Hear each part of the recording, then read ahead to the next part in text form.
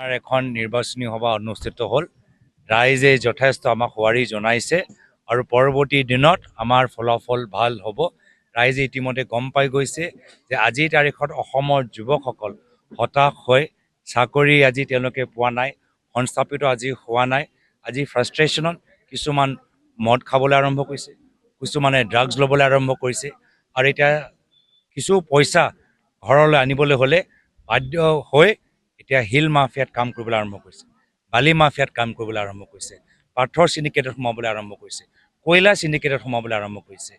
দুখৰ কথা কি যি অসমত আমি সোণৰ আখৰে আমি লিখিবলৈ যাৰ ভৱিষ্যত আমি সোণৰ আখৰে লিখিবলৈ বিচাৰোঁ, তাত নিবনুৱা যুৱকসকল ড্ৰাগছ আৰু মদৰ জালত ভৰি দি বিভিন্ন অবৈধ চিণ্ডিকেটত সোমাবলৈ বাধ্য হৈছে।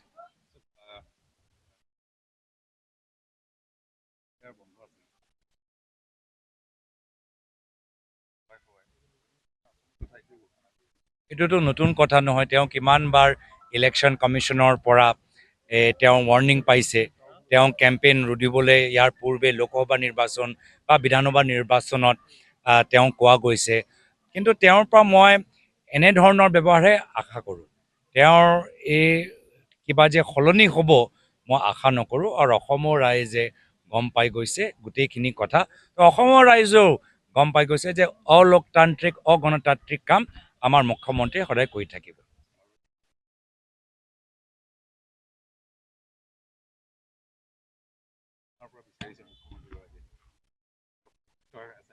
আমাৰ মুখ্যমন্ত্ৰী যিবোৰ প্ৰশ্ন উত্থাপন কৰিছে সেইবোৰ প্ৰশ্ন নতুন নহয়। আজিৰ পৰা 3 মাহৰ পৰা একেখিনি কথা তেওঁ দোহাৰি আছে, যাৰ ফলত তেওঁলোকে এটা SIT গঠন কৰি বিভিন্ন ধৰণৰ তদন্ত চলাবলৈ গৈছে আৰু এতিয়া নিজে কৈছে যে SIT গোটেইখিনি কথা ফাদিল কৰিব আৰু ছেপ্টেম্বৰ মাহত। ময়ো কৈছোঁ ছেপ্টেম্বৰলৈকে কিয় ৰৈ আছে, আৰু মইতো SIT কামখিনি বাধা দিয়া নাই, তেওঁলোকে SIT কামখিনি আগবাঢ়ি যাওক। কিন্তু মই আজিৰ তাৰিখত দেখিছোঁ যে মুখ্যমন্ত্ৰী এইখিনি প্ৰশ্ন লৈ মোৰ লগত অলপ টুইটাৰত তৰ্ক বিতৰ্ক, সেইটোৱে কৈছোঁ, সেইখিনি প্ৰশ্ন লৈ আজি মোৰ লগত ডাইৰেক্টলি তৰ্ক বিতৰ্ক কৰিবলৈ আৰম্ভ কৰিছে।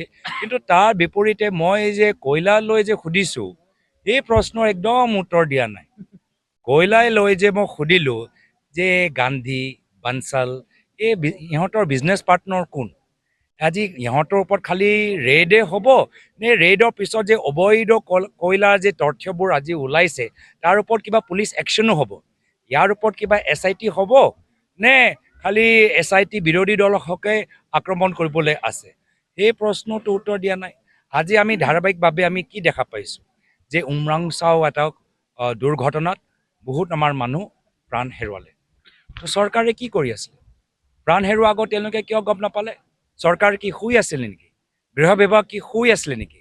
আজি কয়লাৰ অবৈধভাৱে 1.5 লাখ টকা যে প্ৰত্যেক ট্ৰাকৰ পৰা লৈ আমিতো সদায় কৈ আছিলোঁ, আজিতো কেন্দ্ৰ চৰকাৰে সেইখিনি কথা নিজৰ প্ৰেছ বাৰ্তাৰ জৰিয়তে প্ৰকাশ কৰিলে। তো অসমৰ গৃহ বিভাগ কি শুই আছে নেকি? আৰক্ষীসকলে শুই আছে নেকি? এইখিনি কথা নকয় নেকি? এইখিনিৰ ওপৰত কিবা পুলিচ তদন্ত হ'বনে নহয়? আৰু ইয়াৰ মোৰ এটা চিন্তা যে এই এতিয়া ED ৰেড এইবোৰখিনি যে কৰিছে, এইটো মাত্ৰ কাৰোবাক এৰেষ্ট কৰিবলৈ কৰা নাই, কোনোবাই ৰাজনৈতিকভাৱে বেছি উঠিছে তাক বহাবলৈ কৰিছে, বা ইলেকশ্যন আছে চলি আছে বা আগন্তুক দিনত ইলেকশ্যন আহিব, এইসকলৰ পৰা আৰু পইচা তুলিবলৈহে এই ধৰণৰ ৰেডবোৰ কৰিছে। দুখৰ কথা যে অসমীয়া নিবনুৱা যুৱকসকল হতাশ হৈ কয়লা বালি শিল পাথৰ চিণ্ডিকেটৰ ভিতৰতে সংস্থাপিত হৈছে। তেওঁলোকে ভাল চাকৰি পোৱা নাই, তেওঁলোকৰ উপাৰ্জন কৰিবলৈ এটা সুযোগ পোৱা নাই। পঞ্চায়তৰ লৈ মই যথেষ্ট আশাবাদী কি যিহেতু বিজেপি চৰকাৰৰ ভয় ভাবুকি নেওচি ৰাইজবোৰ প্ৰাৰ্থীবোৰ ওলাই আহিছে আৰু ৰাইজ যথেষ্ট বিজেপি দলে কিমান ভাবুকি দিছে যে অৰুণোদয় আঁচনি কৰ্তন কৰি দিম, চৰকাৰী আঁচনিৰ পৰা বঞ্চিত কৰি দিম, তথাপিও ৰাইজে উপস্থিত হৈছে। মই ভাবিছোঁ এবাৰ কিবা মিৰেকল পঞ্চায়ত নিৰ্বাচনত হ'বলৈ গৈ আছে।